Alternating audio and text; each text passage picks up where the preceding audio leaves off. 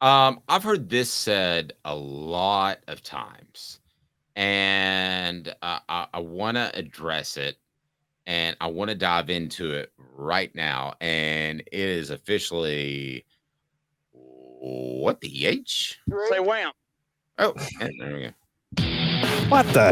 What was he thinking? Release the hounds. The Dave Hooker Show. Keep cool. A presentation of OffTheHookSports.com.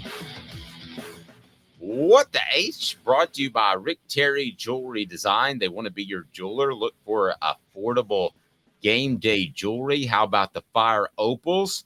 Go to rickterryjewelry.com. Those Fire Opals are affordable and they're orange, and they would look great on your loved one for the holiday season. Halloween just around the corner. But anyway, they would look absolutely fantastic, the Fire Opal. So here's my what the H, because I heard this from the community, and I'm going to insert this here and tell me if you've heard the same thing and you've seen this on message boards, that this game is somehow monstrously bigger for Tennessee than it is South Carolina. I don't think that's true. I think it's monstrously big for college football and one of their better stories in Tennessee. But this game's every bit as big for South Carolina as it is for Tennessee.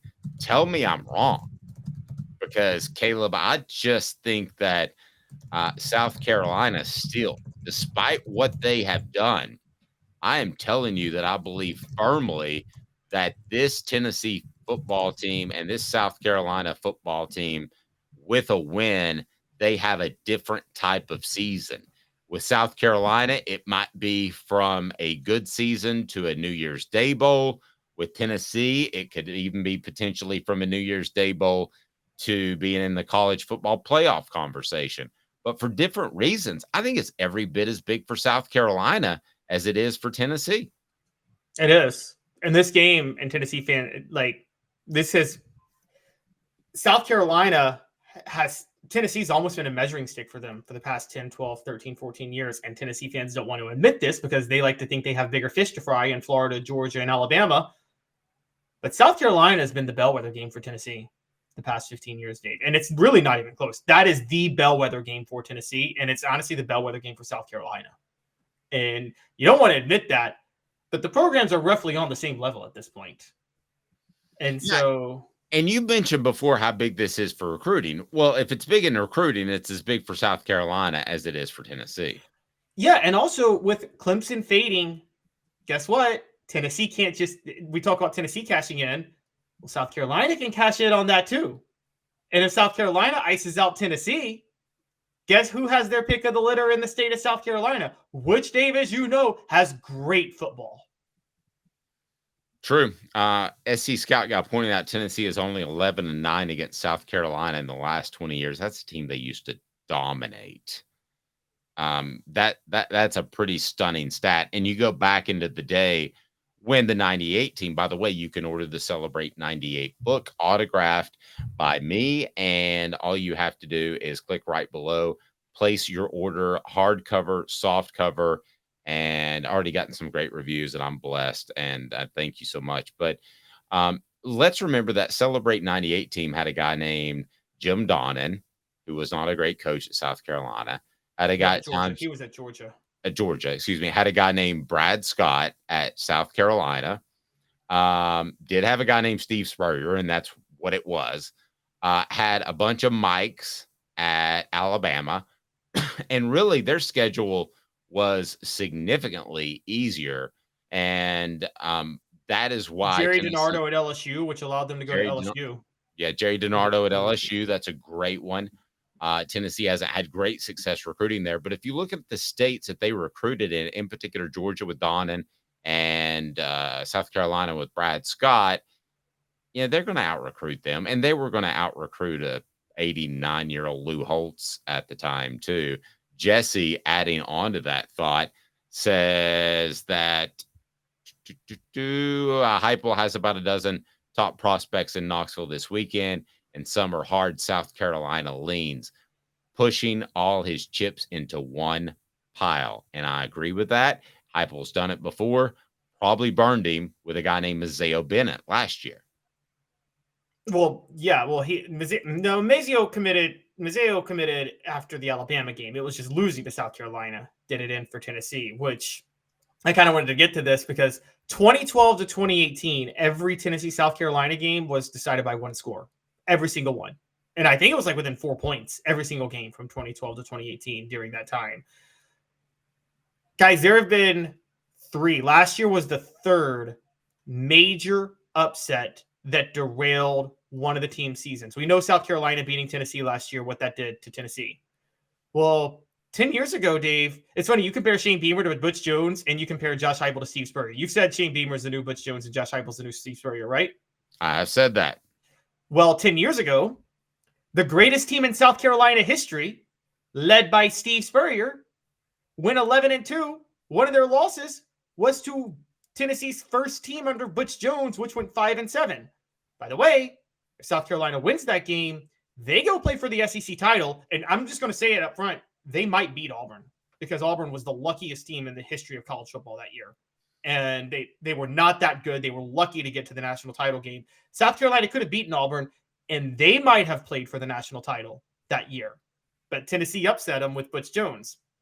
And then the most notable one. Sorry? No, you go right ahead. The most notable one is 1992. South Carolina SEC newcomer. All Tennessee has to do is beat South Carolina, and they go play for the SEC title, which was in Birmingham that year.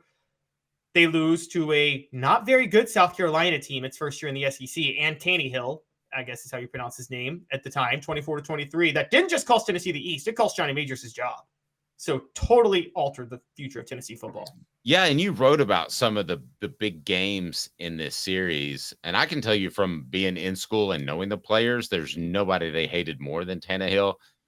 Daniel says, for me personally, this has become more of a rivalry than the big 3 in Alabama, Georgia, and Florida. I'm not willing to go that far because of historical significance, but it is, I believe, getting into the conversation, especially if you don't play Georgia or Florida on an annual basis. And it looks as if that's going to be the case. South Carolina has been competitive with Tennessee longer than Tennessee has been competitive with any of those teams. I'm sorry. It's just a fact. Say that again. That didn't. Since the SEC split into 2 divisions in 1992, South Carolina has been competitive with Tennessee longer than Tennessee has been competitive with any of those 3 teams. I mean, I'm just going to say that. Hadn't thought of it that way. This is why Jesse, I think, likes you. It's refreshing to hear some honesty. And this isn't a Tennessee football team that going into last year's game, what did we say? Tennessee would absolutely have to flub it up to get beat by South Carolina. I thought we were half right, Caleb. I think that they did have to flub it up, and they did with the Jeremy Banks situation before the game. And then they didn't play well during the game, and then Hendon Hooker got hurt. That's a flub up, but I mean, that's not their fault. But let's not shortchange South Carolina for coming out and being ready to play. I mean, there's no question they're ready to go.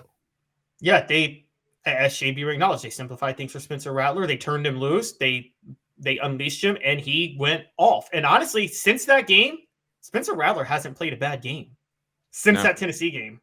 I mean, and Jesse adding also, Beamer and Heupel are great for the SEC. Totally agree. And kudos to Shane Beamer, who, listen, before the Tennessee game last year, wasn't on the hot seat, but I thought would be in the hot seat going into the 2023 season. But he got things turned around with South Carolina. Did he misuse Spencer Rattler headed for back before the Tennessee game and the Clemson game? Maybe. Whatever the reason is, it doesn't matter. They got it fixed. Tennessee once switched midseason from a 3-4 to a 4-3, and after starting 0-6, they won all of their remaining games. They got it fixed. So that's better than just going status quo, running the same old offense and saying, hey, let's just hope that things suddenly start to get better. Because what's the old saying? If you continue to do things, insanity is doing everything the same way and expecting a different result. Exactly. It was much better. And well, having studied a little history of the 88 team, Dave, you may know this more than me, but that was Johnny Majors was kind of a micromanager of Tennessee, had his hands very much on the program and what they were doing up until that point. It was very much it was kind of an Nick Saban where it was his schemes. He let the coordinators do their thing, but he was a bit of a micromanager. When he made the move to Philip Fulmer as offensive coordinator, which was 89, and I guess it would have been Larry Lacewell in 1990. Mm-hmm. That was when Majors finally became hands off. And my understanding from a lot of people, and you may know more than me, but in 1992, even before the open heart surgery or anything like that, it just felt like the staff was really coaching the team anyway. And Majors was just there.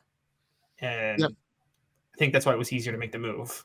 Any other noteworthy games? You've got a column on offthehooksports.com that really looks at this series. Any other noteworthy games that you want to mention?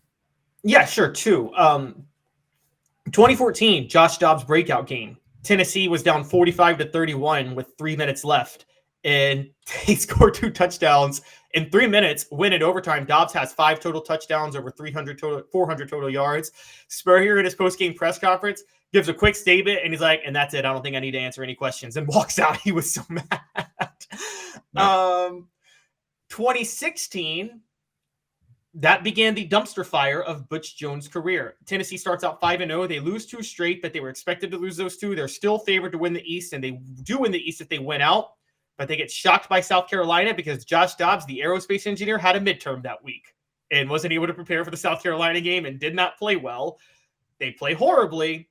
Jalen Hurd transfers that week after, and then Florida clinches the East, and Butch Jones makes his Champions of Life comment. And that's really when that South Carolina loss is right when Butch Jones started to completely unravel and melt down. When I look at the message board, we use the term rival loosely, don't we? I mean, we just kind of throw it out there. We say Vanderbilt's a rival. I mean, how in the world that's a rival, and other than they're within the state borders?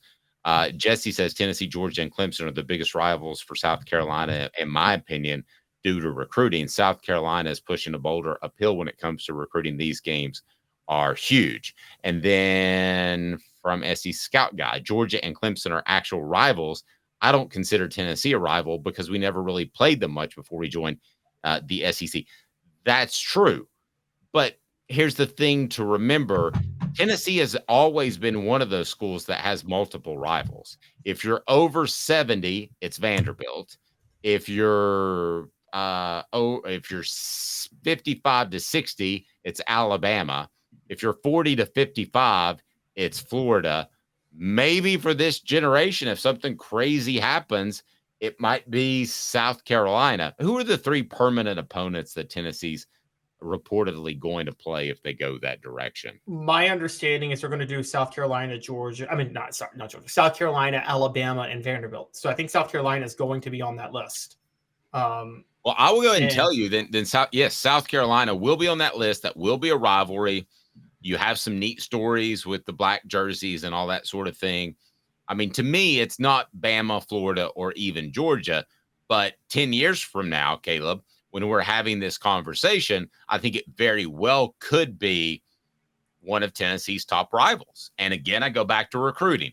Who remembers this? And I may have said it before, but I'm going to say it again. Tennessee's entire starting defensive line on the 98 national championship team was from the Carolinas and South Carolina.